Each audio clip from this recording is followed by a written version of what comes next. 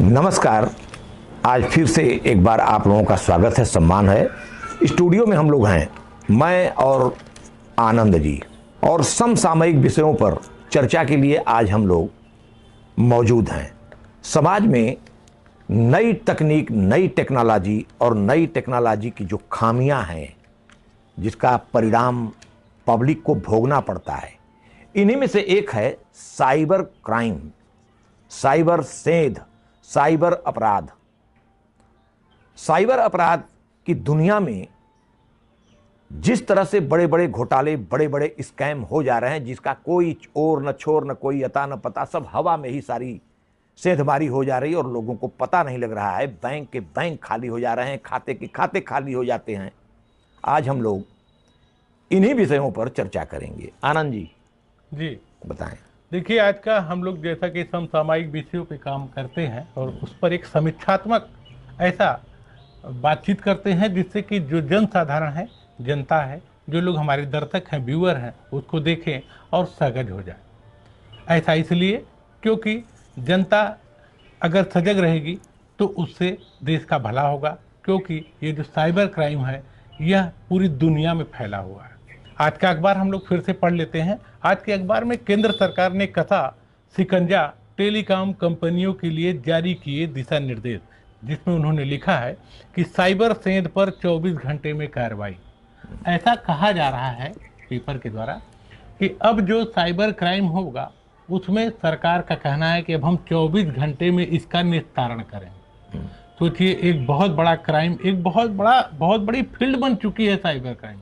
बहुत बड़ी फील्ड का मतलब जैसे जैसे पूरी दुनिया इलेक्ट्रॉनिक्स और ऐप और इस तरह की चीज़ों में आती जा रही है, वैसे वैसे ही ये बढ़ता जा रहा है। नए नए नियम कानून, जी, नई जिम्मेदारियां, जी, जी, नए मानक, ये सब तैयार करने पड़ रहे हैं। अरे भाई, हम कह रहे हैं आनंद जी कि इसी साल सन 2024 के प्रारंभ से लेकर के और अब तक भारत के अंदर 7,04,000 साइबर अपराध की घटनाएं हो चुकी हैं। रिपोर्ट है। और इसमें खबर यह आ रही है कि 1750 करोड़ रुपए साइबर क्राइम करने वालों ने जो है लोगों के खातों से उड़ा दिया, गायब कर दिया। और वो लोग जिनका पैसा गायब हो गया, वह लोग साइबर अपराध के लिए जो है थानों पर जाते हैं, पुलिस का चक्कर लगाते हैं। पुलिस जो है उनकी रिपोर्ट ले लेती है, लेकिन पुलिस के पास न कोई ऐसा सिस्टम है, न कोई ऐसा तंत्र है कि वो जो है पैसा कहां से गायब हुआ, कौन किसने गायब किया, किसने खाते से पैसा उड़ा लिया, इसका कोई रिकॉर्ड, कोई सिस्टम में पुलिस के पास कोई ऐसी तकनीक, ऐसी टेक्नोलॉजी है ही नहीं कि वो कार्रवाई कर सके। ये जो है चिंता का विषय है। इसलिए अगर केंद्र सरकार, भारत की सरकार ने अगर पहली दफा ही अगर यह निर्णय लिया कि साइबर सेंध पर 24 घंटे में हम कार्रवाई करेंगे, अगर ऐसी बात आ रही है, तो यह भारत के लिए, साइबर और सोशल मीडिया यूजरों के लिए, मोबाइल उपभोक्ताओं के लिए एक अच्छी खबर है। जी, ये अच्छी खबर है। देखिए, जब से मोदी सरकार आई है उन्होंने डिजिटल पेमेंट को बहुत ज़्यादा बढ़ावा दिया है। जी, और भारत दुनिया में डिजिटल पेमेंट करने में लगभग या कंफर्म समझिए नंबर 1 चल रहा है। हाँ। और जब किसी चीज़ को डिजिटल पेमेंट का अब इस तरह की चीज़ें आएंगी तो निश्चित रूप से समस्या आएगी ही। जी, है कि नहीं? जी। तो उसके लिए भारत सरकार ने यह भी बना दिया है कि हर घंटे 6 घंटे में मुख्य सुरक्षा अफसर को, केंद्र को देनी होगी हर एक जानकारी। अर्थात कि इस तरह की चीजें वो करेंगे तो उसकी पूरी मॉनिटरिंग भी होगी केंद्र सरकार के द्वारा। तो ये पूरा का पूरा है। आपको बता दें कि इस तरह की घटनाएं सभी सोशल मीडिया प्लेटफॉर्म के द्वारा भी होती हैं।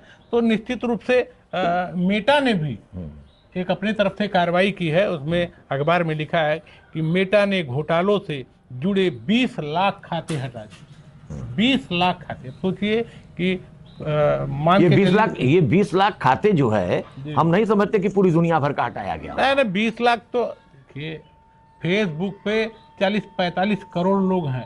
ये भाई, केवल 20 लाख खाते हटाए गए। मेरे कहने का तात्पर्य यह है कि 20 लाख खाते जो हटाए गए, क्या ये ऑल ओवर वर्ल्ड का हटाया गया? ये क्या आंकड़ा नहीं बता नहीं, रहा है वो एक बार में? आंकड़ा ऐसा होता है कि जैसे कि नहीं। मेटा पे बहुत सारे लोगों की आईडी है और उसमें बहुत सारे लोग अपनी अपनी आईडी बनाकर अपना काम कर रहे हैं। तो कुछ लोग इसी ठगी को ही अपना व्यापार बना लिए हैं। उन ठगों के लिए ही जब कोई अपील होती है या इस तरह का रिपोर्ट होता है, तब जो है मेटा ने ऐसे अकाउंट को, आप देखते होंगे, मैं आपको बता दूं, अपने दर्शकों को बता दूं कि बहुत सारे लोग ये जानते होंगे कि फेसबुक पे बहुत सारे लोगों का अकाउंट होगा और उसका एक डुप्लीकेट अकाउंट बन जाता है। वो वही ठग हैं जो उनका डुप्लीकेट अकाउंट हाँ, बना अक्सर, लेते हैं हाँ, ये, और आपको मैसेज करते हैं कि हेलो कैसे हो। अरे भाई, कई बार तो हमारे पास आनंद जी कई बार हमारे पास इस प्रकार की बातें आती, फेसबुक पर हम चलाते रहते हैं तो उस पर कोई मैसेज करता है कि मेरे नाम का अकाउंट बना करके कोई व्यक्ति अगर आपसे पैसा मांगे हाँ, तो तो उसे मत पैसा मत दीजिएगा। मत दीजिए। तो ये वही साइबर अपराधी है जो कि मतलब उसका क्लोन तैयार कर लेते हैं। तो ये क्लोन कॉपी बना करके फेसबुक पर, तो देखिए आप लोगों को मैं इसलिए बता रहा हूं कि साइबर अपराध दुनिया में, साइबर अपराधी दुनिया भर में फैले हुए हैं।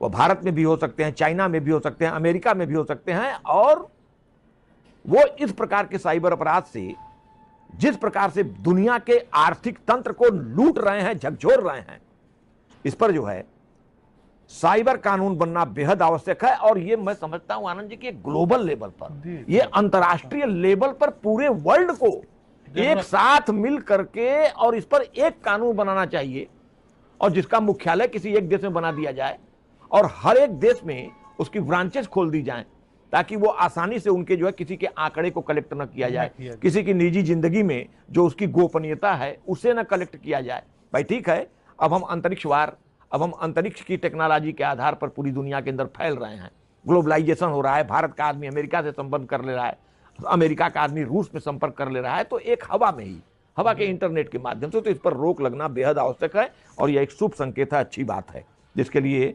ये थोड़ा विलंब से कार्रवाई हो रही है, लेकिन प्रारंभ हुई अच्छी बात है। ये तो देखिए, जब भी कोई चीज शुरू होता है, कोई चीज बनता है, तो निश्चित रूप से थोड़े दिन में उसमें खामियां आना शुरू होती है।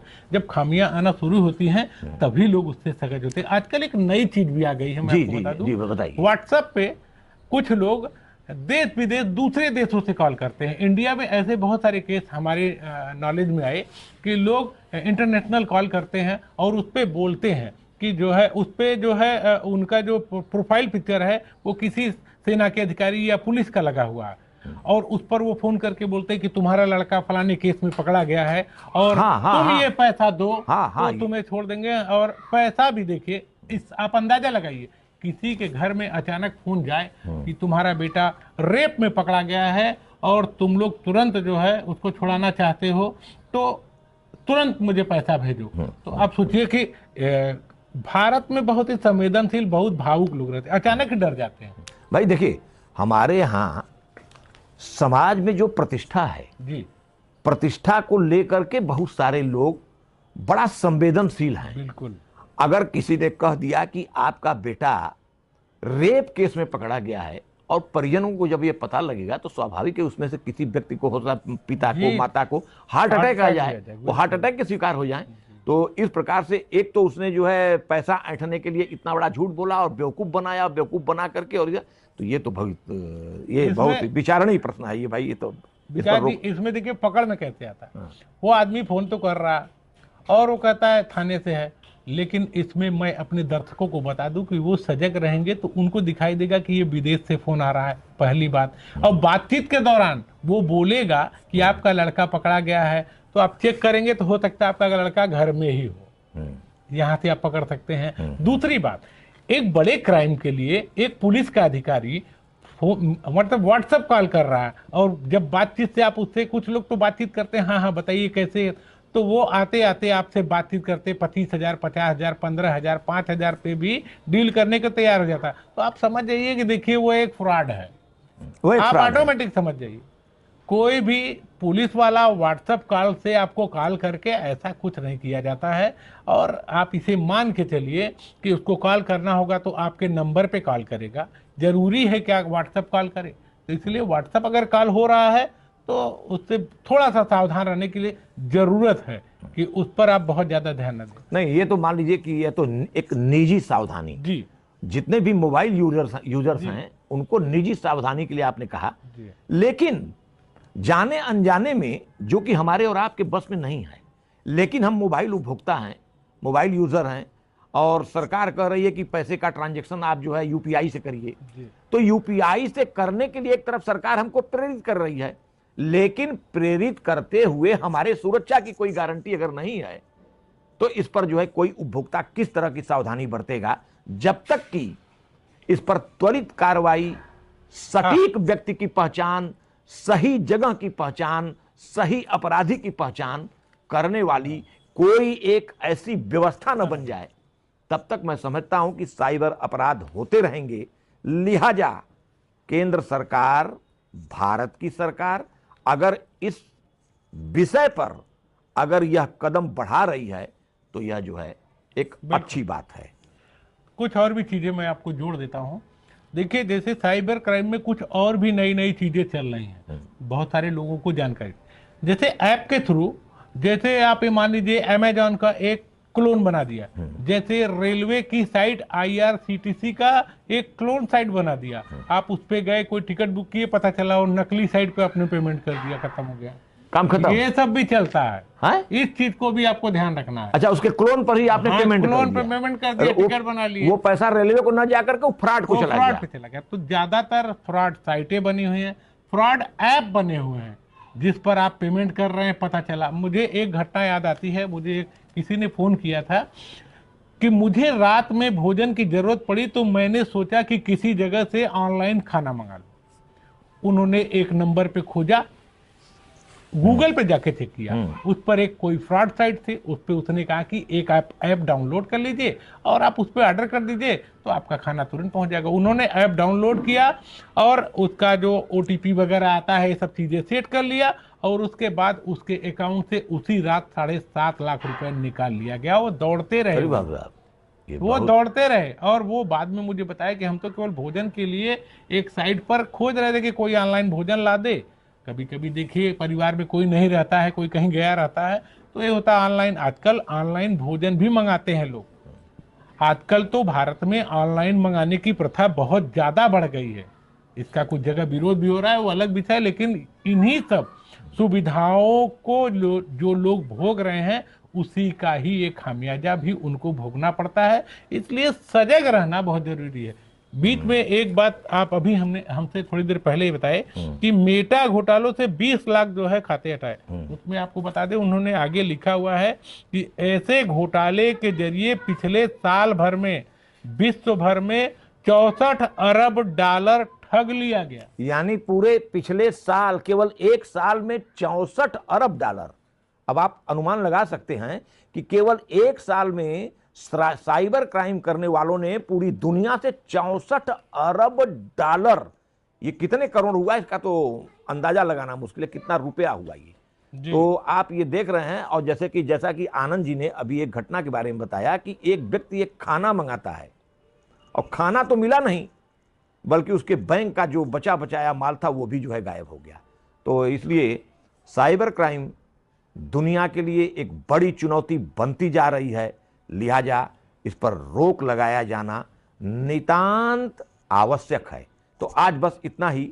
आप सभी लोगों को थैंक यू, धन्यवाद, सादर नमस्कार।